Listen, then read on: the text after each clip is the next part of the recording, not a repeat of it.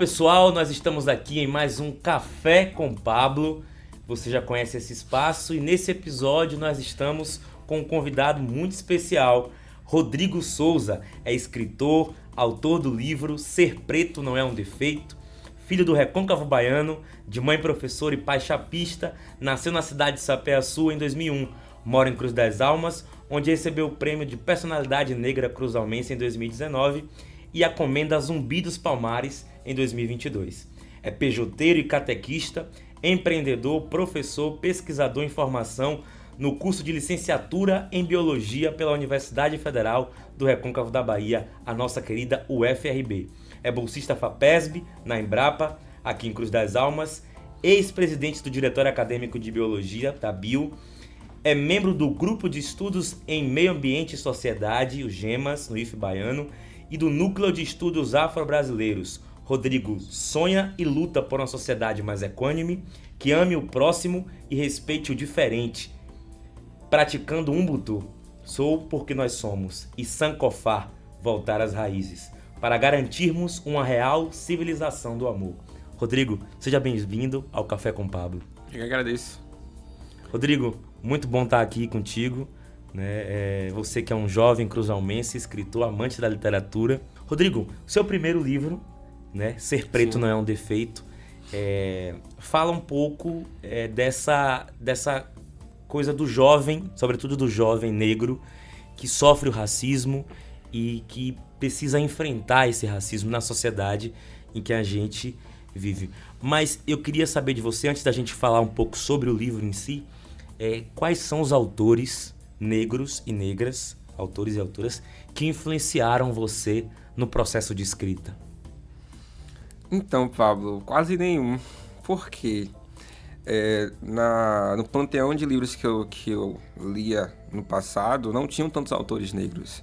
Era principalmente, como eu gostava muito de ler Harry Potter, então J.K. Rowling não era uma mulher negra, né? E muito pouco eu lia também, né? Mas depois que eu comecei a ler, quando na verdade, eu já estava pronto que eu fui publicar, eu já comecei a ler outros autores negros, né? E aí eu lembro de Conceição Evaristo, Lima Barreto, de Jamila Ribeiro, quem mais que eu posso falar? Lembro também de Jaquinha Nogueira, aqui, né? Os poemas de Jaquinha. E alguns outros que eu não me recordo agora. Mas no início, né? Logo que eu comecei, eu não lia autores negros. Justamente por conta dessa invisibilidade desses autores, né? A gente não conhecer tanto eles. A gente só vê na escola, na academia, autores brancos o tempo todo, né? E que muitas vezes, depois que a gente abre o leque, percebe que, na verdade, muita gente falava disso antes deles falarem, inclusive em África, né? E aí a gente volta atrás e fala, olha, vários autores como Fanon, Horácio Nogueira, tantos outros, né, que também têm sua contribuição, mas acabaram que eu não conseguia lê-los, porque realmente eu não os conhecia. Só depois que eu entrei na academia que eu fui realmente entender quem eram. No geral, as pessoas, na sua visão, têm dificuldade no acesso, no geral, né? No acesso ao livro ainda na sociedade de hoje? Toda. Dificuldade, muitas vezes porque o livro também ainda é algo que para as pessoas é caro e não é um investimento, não vem como investimento, né? Vem como um custo. E aí é problemático, né? E isso perpassa pela cultura. Quando a gente não está uma sociedade que não tem a cultura de comprar livros ou ler livros, realmente qualquer livro que seja R$20 vai ser caro para elas. E é o que eu escuto, né? O meu é R$40. Então, tudo isso, muito caro, rapaz. Eu falei, poxa, aí eu sento e explico a ela o investimento que a gente fez para poder ter um livro como esse e tá nesse valor, né? Acessível, querendo ou não, porque tem livros muito mais caros. Mas o que importa não é o valor, né? Mas sim o valor qualitativo agregado a ele, que eu compro mesmo sem nem pensar, eu quero tal livro, eu vou comprar independente do valor que ele tenha, a gente divide 12 vezes, mas a gente compra, né? O que tá nele é mais importante, né? Então, é justamente isso, a cultura das pessoas, né? De não comprarem, não lerem, acaba que achando que qualquer livro, né, não é um investimento e sim um custo. Então, é um problema, sim. Ainda é um problema. E me diga uma coisa, na tua infância, você também teve essa mesma dificuldade? Ou o que foi que possibilitou o teu encontro com o livro impresso, e o que te fez ter essa vontade de ser escritor também? Eu não gostava tanto de ler. Quem me influenciou bastante foi minha mãe. Minha mãe que trazia os livros da escola. Sua mãe é pra eu ler. professora? Professora, rede municipal aqui da cidade. Então minha mãe que trazia os livros para eu ler. E aí eu comecei a ler aquilo que ela trazia e os romances que eu lia na escola também, os paradidáticos, né? Romances não, os paradidáticos mesmo. De Maria Machado, outros vários livros dela, né? E teve um dia que eu li Pequeno Príncipe, de Anthony, não lembro o sobrenome dele.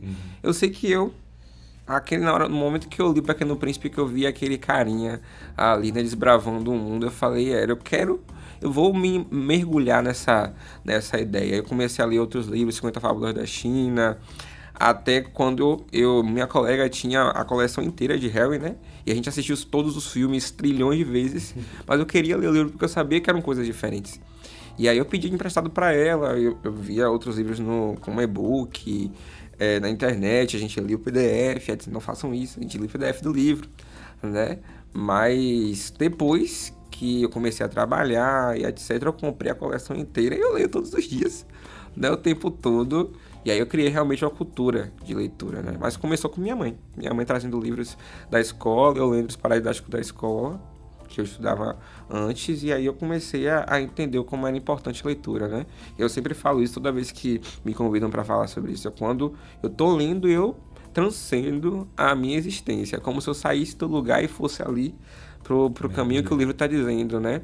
Tô em Paris, tô na Alemanha, tô aonde for, mas que o livro me guia. Viajar sem sair do lugar. Perfeito. E, Rodrigo, me diga uma coisa, a modalidade, o estilo da fantasia, pelo que você está falando, né? Pequeno Príncipe, Sim. Harry Potter, né? São livros que têm como identidade a questão da fantasia, né? E isso, para quem ainda não leu o seu livro, para quem está nos assistindo, nem ser, no seu livro, Ser Preto Não É um Defeito, tem um pouco das tuas leituras antes como leitor? Eu queria que fosse fantasia, mas não é, infelizmente. É uma história real, né? Na verdade, eu digo que é sempre o compilado de várias histórias reais. Então, tem um pouco daquilo que eu lia antes, as tramas, etc. A ideia de você formatar para o clímax, etc. Mas tudo que está contado no livro é uma história real, né?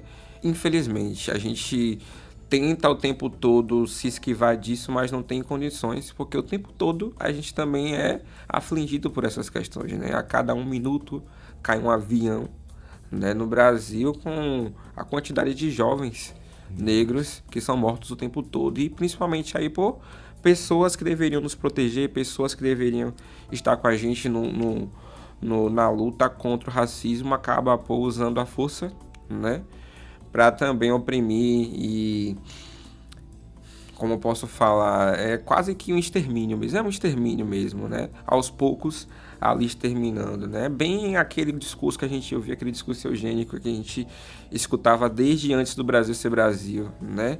Lá mesmo, no início de tudo, quando a galera já utilizava a ciência para formatar as mentes, formatar as ideias, dizer, olha, esse espaço, essa pessoa aqui que é intelectual, que é possível de se viver. Vamos, então, homogeneizar a sociedade nesses moldes. E aí a gente lembra, brancos, olhos azuis, né, com posses. Então, tudo que não passasse disso era descartado, era morto. Por isso até que Hitler criou os campos de concentração e matou tanta gente.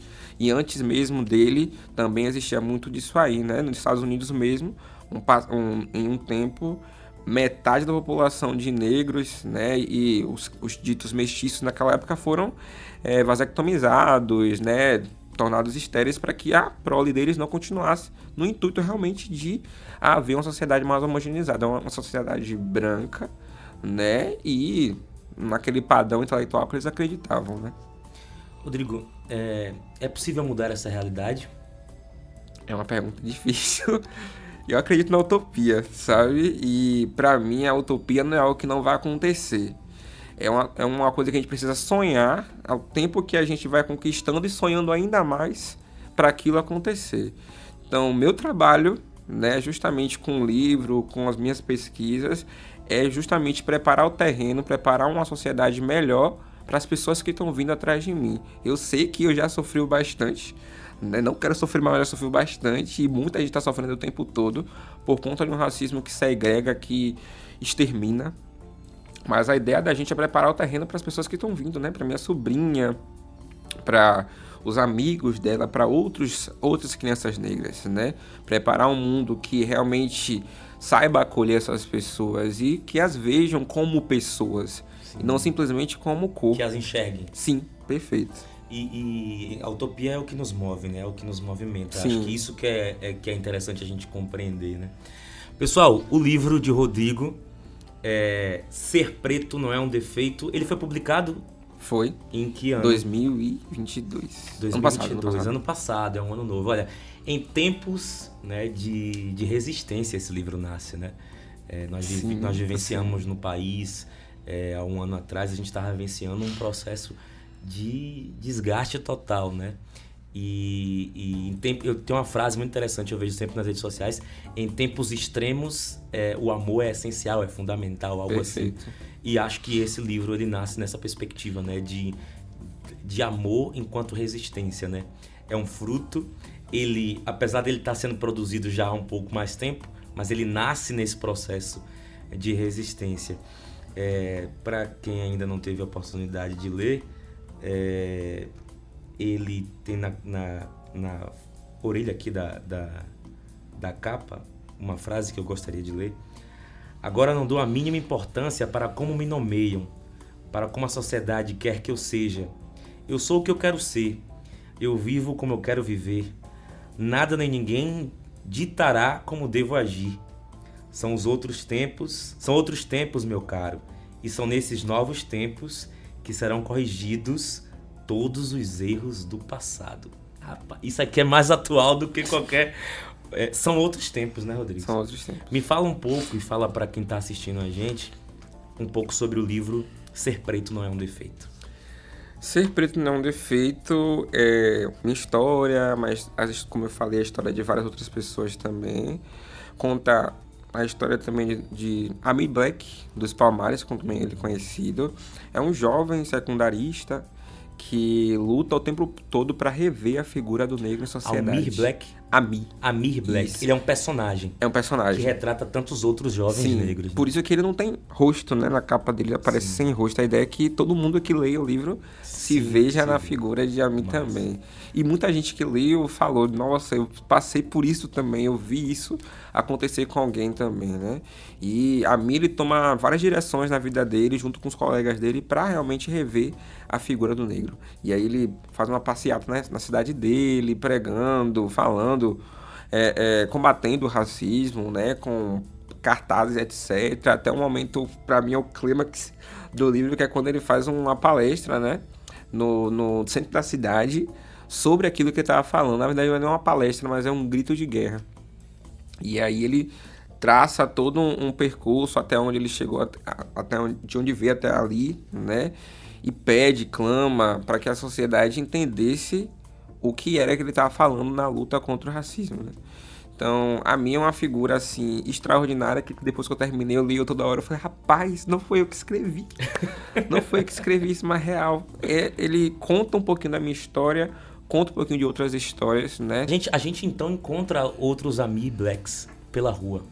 Então, Amir é um líder? A gente pode dizer que ele é um líder dessa história? Sim, ele se espelha em Zumbi, né? Ele... Até o próprio nome dele é a referência dele, é Zumbi. Ele é um líder diaspórico, podemos dizer assim, dos tempos dele, né? Ele tenta levar os colegas deles a entender do que ele está falando, né? Abandonar os estereotipos e a buscar novas formas de ver o mundo. Tanto que tem uma colega dele que luta junto com ele nessa campanha, etc. Mesmo assim, depois que a mim tem um relacionamento racial, a mim namora uma menina branca, e aí ela acredita que não pode haver esse namoro, já que a minha é negro. E aí, isso também é um embate, né, no movimento negro, querendo ou não, atualmente. E aí a mim fala no livro, né, na verdade, não, a mim fala na realidade. Ele é movido pelo amor, simplesmente, né, independente das questões raciais que são embatidas, ele é movido pelo amor. E é por isso que ele não abre mão de ficar com a namorada dele e pensa que foi uma questão realmente de preconceito por parte da amiga dela, né? Então ele realmente é um líder e tenta trazer os amigos dele também para discutir tudo isso que ele quer discutir também e lutar também nas pequenas coisas do dia a dia mesmo. Deixa eu fazer uma pergunta. Como você vê seu papel como escritor negro, jovem, na criação de narrativas que promovem a inclusão e capacitam os leitores a ver o mundo de maneira diferente? Eu me percebo modéstia, não é nem na modéstia a parte, mas assim, eu vejo que, querendo ou não, eu posso ser uma referência para outras pessoas e para outras crianças também, que nunca tinham visto um autor ou visto um autor negro, né? Então são coisas diferentes. E às vezes a gente está acostumado muito a ler o livro e imaginar que aquela pessoa existe e como é aquela pessoa. E essas crianças estão tendo a oportunidade de me ver e saber que eu estou ali escrevendo também, escrevi aquele livro, né?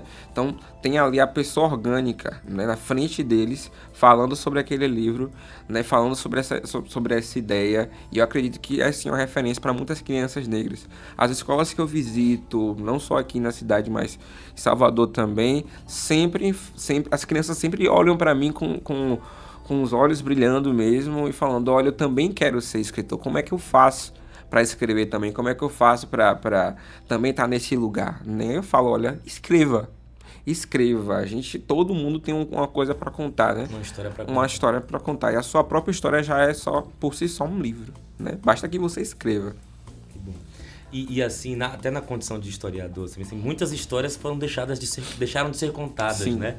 No decorrer do curso da história da humanidade, muitas histórias ficaram invisibilizadas, às vezes de propósito, né? Sim. Invisibilizadas. Então, quando a gente se propõe a contar nossa própria história, a gente está resistindo, né, contra a própria essa concepção do que é importante contar como história. Perfeito. E o que não é, o que é deixado de lado. Rodrigo, o que você leu na sua vida, na tua trajetória, influenciou no teu estilo de vida? Totalmente. Hoje eu sou outra pessoa. Não só o que eu li, mas os espaços que eu frequentei, com as pessoas que eu estava também. Então tudo isso influenciou para que eu fosse esse Rodrigo de hoje, né? Então, desde o meu ensino médio... E quem é esse Rodrigo de hoje? Conta pra gente. É um Rodrigo escritor, antirracista, professor e pesquisador. É um Rodrigo divulgador científico, que busca o tempo todo ali, tá criticando, polemizando, né, trazendo outros olhares para uma mesma cena, discutindo, falando o tempo todo e tentando, né, querendo ou não, melhorar sempre para que outras pessoas também enxerguem esse Rodrigo. Tu tem tempo para fazer tudo o tempo todo, o teu dia tem 48 horas. Não, gente, eu me organizo e consigo fechar tudo, né? Dá para fazer, óbvio que esse tempo aqui tá uma loucura com defesa, escrita de TCC, mas a gente arranja tempo, né? Então eu digo que eu me construí essa pessoa que eu sou hoje, mas devo isso muito à minha família, aos meus amigos, aos meus professores, ao FRB, né? E a tantos outros que garantiram que eu tivesse esse futuro também. Rodrigo, me tira uma dúvida, assim, você falou que mudou o seu estilo de vida, tá? Você, pela gente leu assim na tua apresentação, né? Você é da Pastoral da Juventude, assim, sim, como eu, né? Sim. E ter esse contato com o Cristo Libertador, né? Que a PJ, que a Igreja Católica, né? Que a Teologia da Libertação fala, né? O Cristo Libertador. Como é essa relação do Cristo Libertador com esse movimento antirracista? Como é na sua visão e como se dá de forma internalizada em você? Existe conflito ou é algo que se completa e que contribui uma luta com a outra? Primeiro que meu Jesus Cristo é negro, né? E de todo mundo. A gente que às vezes leva para a igreja e para as discussões um Jesus eurocêntrico, né? Não tinha como um homem que salvou e deu a vida, um histórico como Jesus ser negro para a galera eugenista, né? Tinha que realmente ser essa pessoa bonita, dos olhos claros que eles identificaram. Mas Jesus Cristo ele é surreal, ele vai de encontro a tudo aquilo que... De encontro não, né? Vai para somar tudo aquilo que eu tô fazendo aqui na luta antirracista, porque ele veio para quebrar todos os paradigmas. Ele veio para demonstrar que, olha, nós somos iguais em sermos diferentes. O amor precisa prevalecer, você precisa amar o seu irmão, independente do que ele seja, do gênero que ele tenha, da orientação sexual dele, da cor dele, independente, ame o seu irmão, né? E aí eu acho engraçado, porque a galera Muita gente hoje usa o nome de Jesus, usa a Bíblia e Deus para justificar homofobia, machismo, transfobia, racismo e tantas outras coisas. E Deus não é um Deus homofóbico, não é um Deus racista. Então, é diferente muitas vezes daquilo que as pessoas pregam e dizem nas igrejas, né? Que a gente escuta de muitas líderes religiosos. É complicado até. E não é ser, é como eu sempre falo, até pra galera que tá junto comigo também na PJ, etc. Um abraço pra galerinha da PJ, né? Não é que a gente precisa... Não é que a gente tenha que ter uma fé cega, né? Simplesmente seguir e acabou. A gente precisa criticar. Por que isso está acontecendo? Por que é assim? Por que não é de outro jeito? Por que a igreja não pode também abrir uma agenda, abrir um espaço para outras pessoas que não seja aquele padrão que está ali seguindo, né? Por que às vezes a gente não sai dos muros da igreja? Não é realmente essa igreja que Papa Francisco fala, uma igreja em saída, que para de limpar o banco da igreja para sair, para ir atrás daquelas pessoas que precisam estar ali também. Não é? Por que isso não acontece? Às vezes a gente só tá ali mesmo para se salvar e esquece do outro, né? Esquece daquela máxima que você leu no início, né? Ubuntu, sou porque nós somos. A gente esquece dessa máxima que há muito tempo, ó, antes mesmo do mundo ser mundo, a África já programava, já proclamava isso, sou porque nós somos, né? Então, nós precisamos nos unir o tempo todo e também entender o problema do outro e tomar esse problema para si, né? A gente estava nessa semana na Ecofalante, lá na UFRB, a gente falava sobre isso, né, o tempo todo. A ideia de a gente ver um problema e achar que o problema é do outro e não me agride, né? Às vezes a gente pensa dessa forma. Não, a gente precisa entender que o problema do outro é nosso também, porque a gente vive no mesmo lugar. Pode até estar em barcos diferentes, mas é o mesmo oceano, né? Então a gente precisa pensar bastante nisso. Jesus Cristo, ele veio justamente para pregar o amor a todos indistintamente, e com certeza se ele voltasse hoje, ele estaria junto comigo nessa luta antirracista. Que bom. Vamos fazer aqui agora um bate-bolado aqui. Sim. Eu vou te fazer uma pergunta e você responde com uma palavra, tá? Uma música.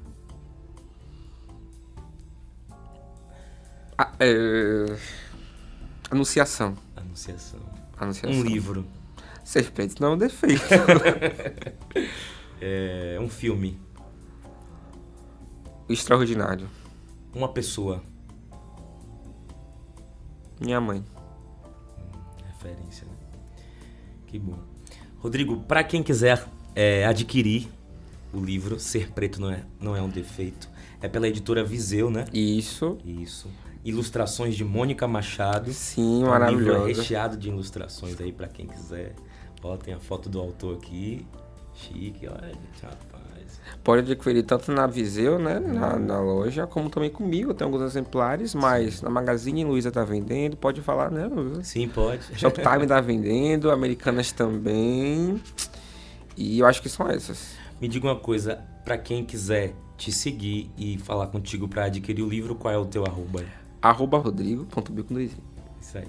Pessoal, agradecer o nosso convidado do Café com Pablo, Rodrigo Souza. Ser preto não é um defeito. Rodrigo, muito obrigado. Eu que agradeço. Espero que você tenha gostado do bate-papo. Demais.